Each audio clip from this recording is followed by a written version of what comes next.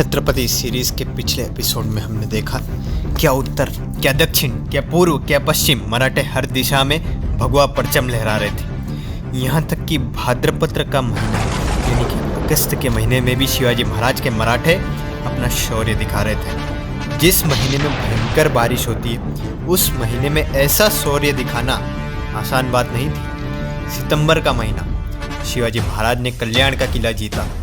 वहाँ से 15,000 मराठों की फौज ले जाते हैं। उस समय मुंबई के अंग्रेज समझ चुके थे कि अब शिवाजी महाराज सूरत पर ढाबा बोलेंगे, इसलिए अंग्रेजों ने सूरत के सरदार को उस समय सचेत कर दिया था।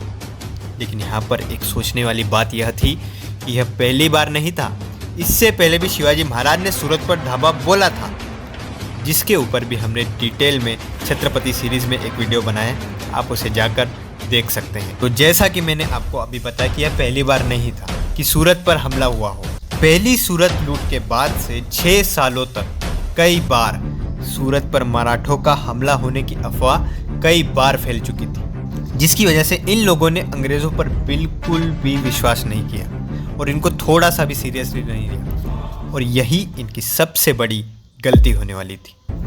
अक्टूबर का महीना स्टार्ट हुआ और शिवाजी महाराज ने सीधा सूरत पर ढाबा बोल दिया।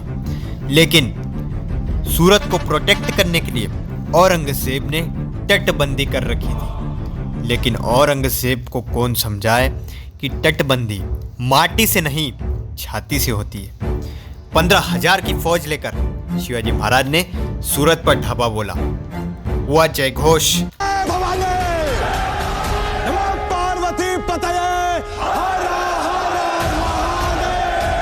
मराठों ने तोड़कर ध्वस्त कर दी औरंगजेब की सारी तटबंदियां और किया हमला सूरत पर, जिसे उन्होंने पूरी तरह से बदसूरत कर दिया। मुगलों की सूरत में एक एक के घर में जाकर इन्होंने उसे पूरी तरह से ध्वस्त कर दिया।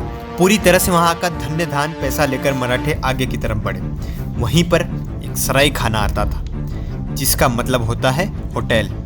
अब उस सराय खाने में एक राजा आया था जो कहता था कि हम मुगलों से मिलने जाएंगे और हम औरंगजेब को पैसा देंगे। तो मराठे घुसते उस सराय खाने में यानी कि होटल में और उसको भी पूरी तरह से ध्वस्त कर देते हैं। मराठे अब आगे की तरफ बढ़ गए। अब उसी सराय खाने के आगे थी फ्रेंच की फैक्ट्री, उसके बगल में थी अंग्रेजों की फैक्ट्री और उसी के बगल में डच की फैक्ट्री। उस समय अंग्रेजों का सरदार था स्ट्रिंगशन मास्टर। इसने वहां पर 50 बंदूकधारियों को खड़ा कर दिया था और उसका आदेश था कि एक भी मराठा यदि अंदर आता है तो उसे भून डालना। और उन्हीं के साइड में फ्रेंच की फैक्ट्री और उसी के साइड में डच की फैक्ट्री भी थी। लेकिन इन दोनों ने एक भी बार मराठों का विरोध नहीं किया। मात्र 50 सैनिक लेकर उस अंग्रेज ने अपनी फैक्ट्री को प्रोटेक्ट किया था। डच ने मराठों को पैसा दे दिया था, फ्रेंच वालों ने भी मराठों को पैसा दे दिया था, लेकिन अंग्रेज इनके सामने डट कर खड़े थे। अंग्रेज अब चारों तरफ से गिर चुके थे। तब शिवाजी महाराज ने एक लेटर भेजा अंग्रेजों को कि हम तुम्हें अच्छी तरह से मारेंगे। अब शिवाजी महाराज 2 अक्टूबर को आए थे और 5 अक्टूबर को वो सूरत से रवाना हो जाते। लेकिन सूरत से रायगढ़ तक का सफ़र इतना आसान भी नहीं होने वाला था। शिवाजी महाराज सूरत से निकलते हैं तो महाराष्ट्र में सबसे पहले आता है नासिक, जहाँ की बगलान नाम की जगह पर एक लंबे सफ़र के बाद शिवाजी महाराज आकर रुकते हैं। शिवाजी महाराज सूरत लूट कर आए हैं और बगलान में रुके हैं, ये बात पता चलती है मुअज्जम को। लेकिन वो शिवाजी महाराज से बिल्कुल भी लड़ना नहीं चाहता था। वहीं पर दाऊद खान कुरैशी जो कि बुरहानपुर में था, वो पूरे ताव से खड़ा होता है और एटीट्यूड में कहता है मैं जाऊंगा शिवाजी महाराज को हराने।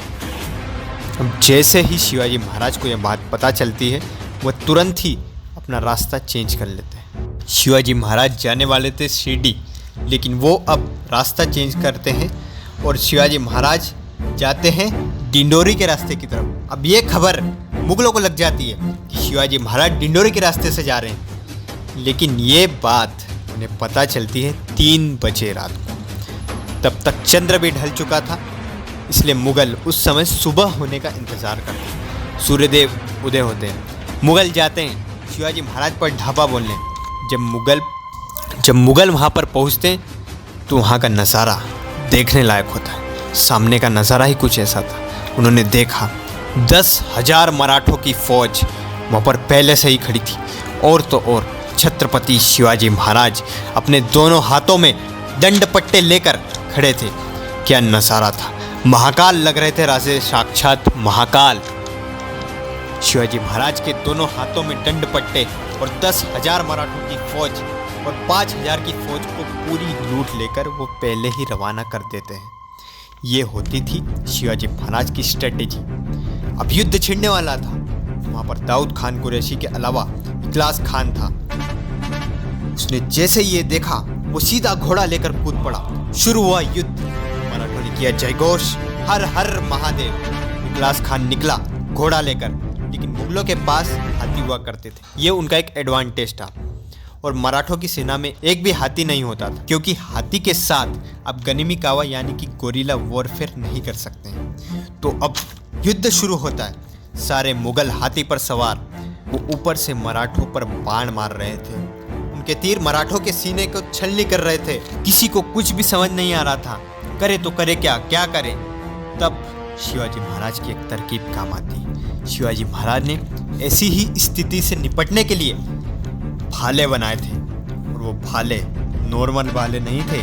उन पर रस्सी लगाई जाती थी ताकि उनका यूज़ दोबारा बार बार किया जा सके। इसे आप शिवाजी महाराज का एक इनोवेशन कह सकते हैं। ये भाला जाता था, दुश्मन का सीना चीरता था, रस्सी के सहारे वापस आ जाता था। ये एक ऐसा हथियार था जिसे बार बार यूज़ किया जा सकता था। उसी समय हाथी पर बैठे मुगल ने तीर चलाया। इधर मराठों ने जवाब में अपना भाला चलाया। भाले ने उसका सीना चीरा तो वापस आ गया। कुछ समय में देखते ही देखते इखलास खान घोड़े पर से गिर पड़ा। जैसे ही वो गिरा, दाऊद खान सामने आ जाता है। भयंकर युद्ध लगातार चल रहा था। मराठे मुगलों की गर्दनें उड़ा रहे थे। युद्ध बड़ा ही खतरनाक था। मराठों के रणकौशल के सामने मुगल अपने घुटने टेकने लगे, और उन्हें अपनी हार सामने दिख रही थी। इसलिए मुगल दुम दबाकर वहां से भाग जाते हैं, और इस तरह मराठे इस युद्ध को जीत जाते हैं। शिवाजी महाराज के शौर्य की गाथाएं पूरे भारतवर्ष में गूंजने लगी थी। उनके शौर्य से ही प्रेरित होकर, इंस्पायर होकर हमारे भारत के दिल, मध्य प्रदेश के एक राजा शिवाजी महाराज से काफ़ी ज़्यादा इंस्पायर होते हैं। उनकी कहानी हम जानेंगे अगले एपिसोड में। तब तक आप कमेंट सेक्शन में उस राजा का नाम गेस कीजिए। छत्रपति शिवाजी महाराज की पूरी हिस्ट्री पर हम सीरीज़ लेकर आए हैं।